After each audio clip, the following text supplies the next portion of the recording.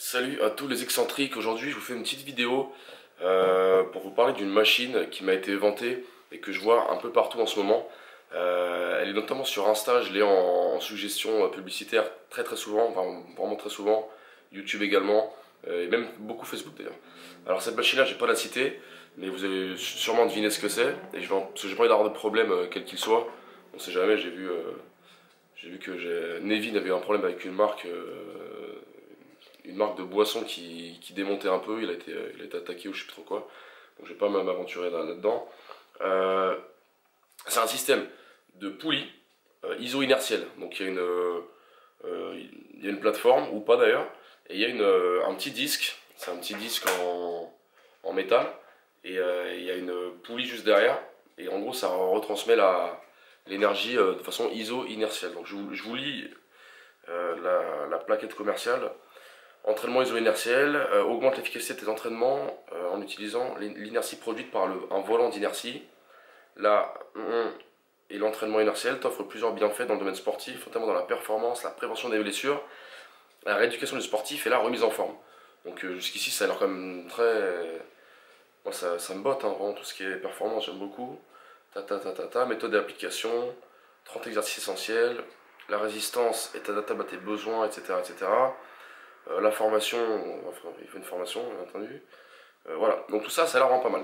Donc j'explique le principe du volant d'inertie, c'est-à-dire que sur la courbe de force, je mettrai une vidéo, mais sur la courbe de force, au début ça va être dur, parce que le volant d'inertie il est arrêté, donc c'est comme en gros c'est comme la première vitesse, c'est la plus puissante. Et donc le volant est arrêté, il faut développer beaucoup de puissance et de force pour que ça commence à tourner, et plus ça accélère, moins on a besoin de développer d'énergie, mais plus l'excentrique elle va être violente. Donc ça veut dire que typiquement si je suis en bas d'un squat, je démarre en bas d'un squat, bon c'est un mouvement bizarre mais là c'est un bel squat, pour le bel squat c'est intéressant, bel squat, je démarre en bas du bel squat, c'est très dur au début, petit à petit que je monte et que je développe de la puissance ça va être plus facile, et là le volant va tourner très vite. Par contre, là l'excentrique va être très violente, potentiellement très violente, plus la roue tourne vite, plus ça va être violent. Donc j'ai quand même fait... Qu'est-ce qui m'intéresse là-dedans, c'est que l'excentrique est rapide, enfin elle peut être ou rapide ou puissante.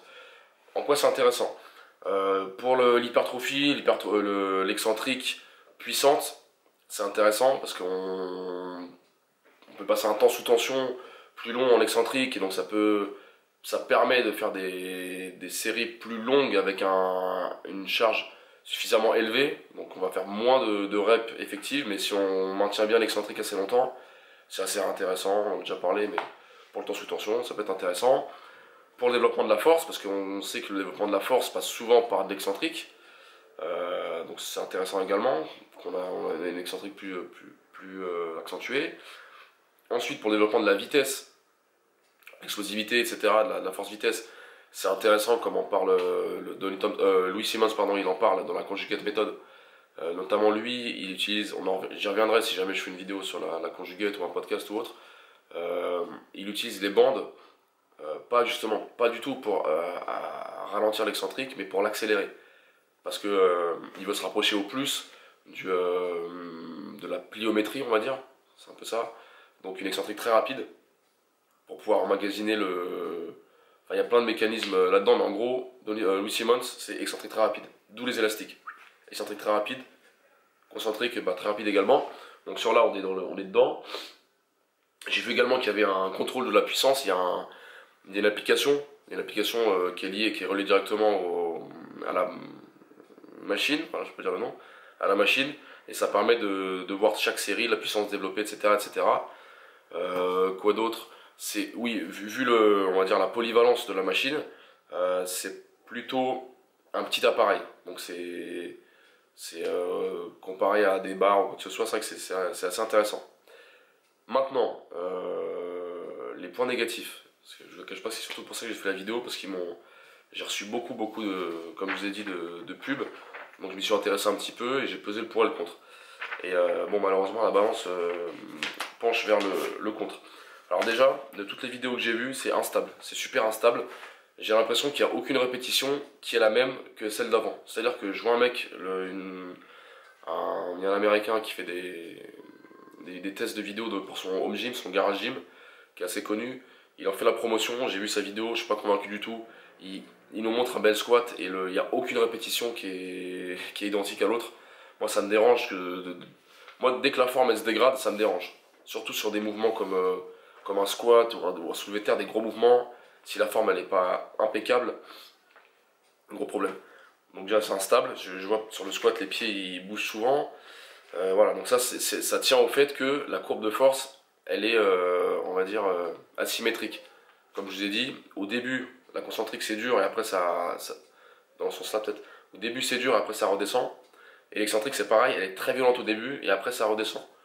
Sauf que, c'est pas, justement, vu que c'est iso-inertiel et que ça dépend de la concentrique, chaque excentrique n'est pas la même que celle d'avant. Donc chaque répétition n'est pas la même que celle d'avant. Chose qu'avec une barre on n'a jamais, parce qu'on connaît la charge et c'est la même tout le temps. Et chose qu'on a peut-être aussi, mais beaucoup moins que là-dessus avec des élastiques, vu que les élastiques ne changent pas de tension entre deux répétitions. Après forcément ils vont pas restituer la même force si on met plus de vitesse, mais bon, j'aime à croire ou je pense que c'est pas la même chose qu'avec cette machine excentrique. Ensuite, là c'est peut-être un des plus gros points, un des plus gros points qui me dérange. En gros, à la fin de la concentrique, il y a un léger point mort. Il y a un temps mort où le disque est arrêté et il repart. Et ce point mort là, il me gêne parce que je vois qu'il y a une compensation directe et il y a un peu une surprise par la charge. Donc ça veut dire que la personne par exemple va faire un...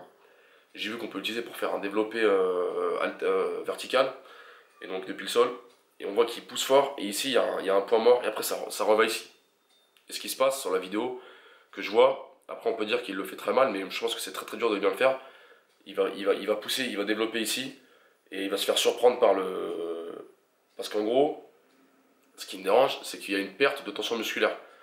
Il va y avoir, on va contracter, on va arriver en haut, et il va y avoir un moment où on sera plus en tension musculaire, mais plus du tout. On sera même plus en lien avec la charge, parce qu'il n'y aura plus de charge. Dans la main, il n'y aura plus de force. Et donc là, tac, ça revient, et on voit souvent l'épaule qui part en avant ou vers le haut. Et en tout cas, des vidéos que j'ai vues, c'est dangereux. Je trouve ça juste dangereux.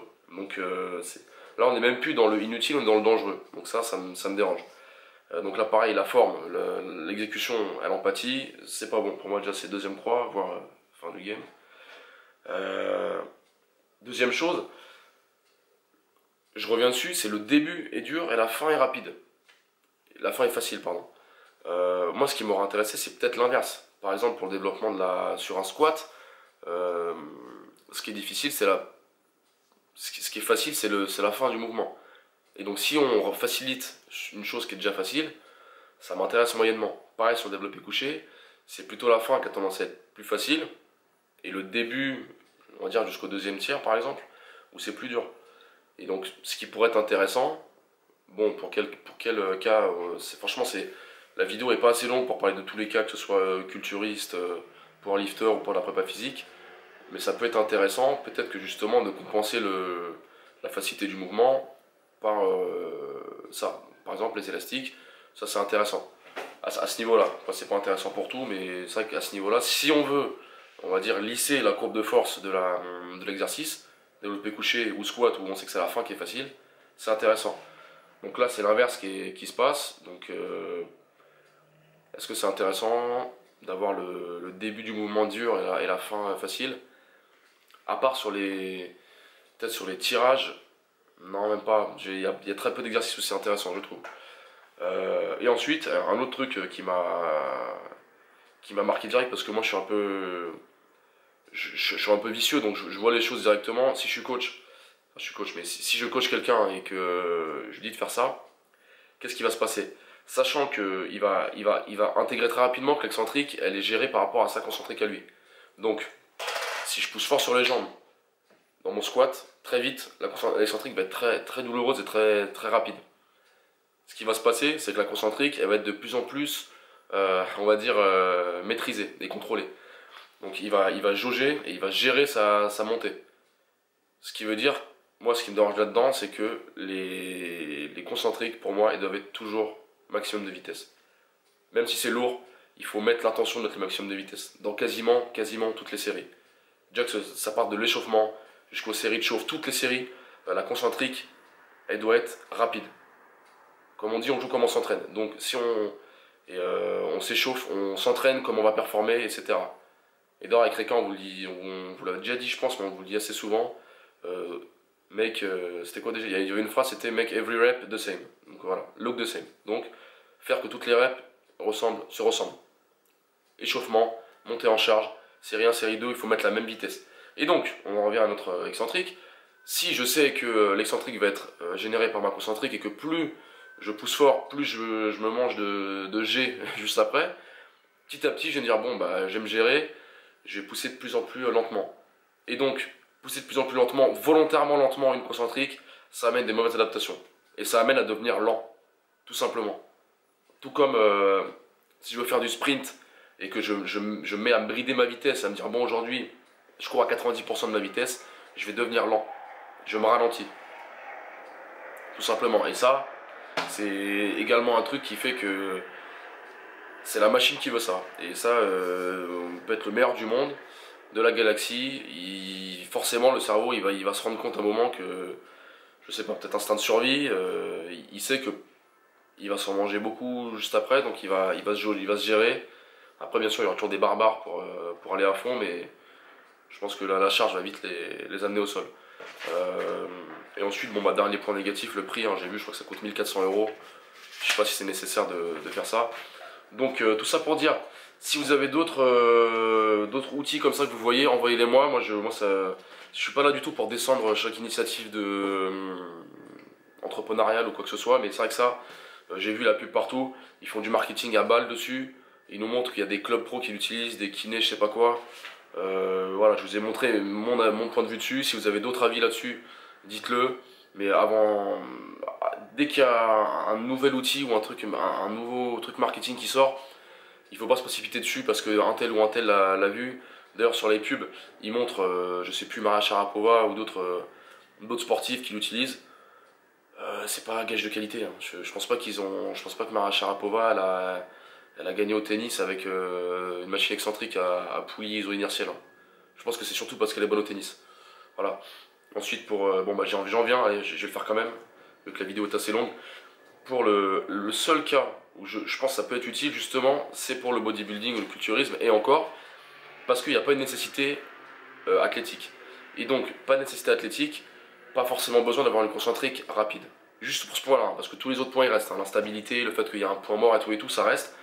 Mais sur ce dernier point de la concentrique lente qui me dérange beaucoup, pour le culturiste, ça peut ne pas être dérangeant. Et ça peut l'être si jamais c'est un frein. Parce qu'il y a on sait que les fibres rapides, c'est celles qui ont le plus gros potentiel de croissance et donc de volume. Et on sait également souvent que les meilleurs bodybuilders, culturistes de haut niveau, c'est ceux qui sont les plus forts. Ou en tout cas, ils sont très forts. Il suffit de voir, bon, il y a Stanley Ferding, que j'aime bien, mais il y en a plein d'autres. Ronnie Coleman, il a souvent, ils viennent en tout cas de la force, au moment où il faisait de la force avant, ou alors il poussait lourd. Et je me défie de trouver un culturiste qui fait un culturiste de haut niveau qui a un coucher en dessous de 140. Je pense que ça me paraît impossible. Après vous allez me dire qu'il est chargé, mais c'est pas le sujet. Et pour les culturistes, peut-être que la concentrique lente, c'est pas un problème, mais peut-être pas non plus. Donc il y a vraiment que pour eux, et pareil sur le truc de prévention ou de rééducation, bah non, je suis pas convaincu parce que c'est instable, parce qu'il y a le poids mort entre les transitions, parce que c'est une charge qui est comme l'élastique, c'est une charge qui est pas entre guillemets naturelle et donc c'est très difficile de la contrôler. Et qu'en prévention et en rééducation, je pense que la chose en premier à faire, c'est de maîtriser le poids, ou même pas le poids, mais maîtriser son corps, maîtriser la charge. Et si la charge elle est déjà instable et qu'elle a une charge qui est fluctuante, asymétrique et tout, c'est pas forcément utile. Voilà, donc au moins là où cette machine excentrique elle tient ses promesses, c'est que y a une force excentrique qui va de votre porte-monnaie et qui vous prend beaucoup d'argent mais qui vous rend très peu de choses.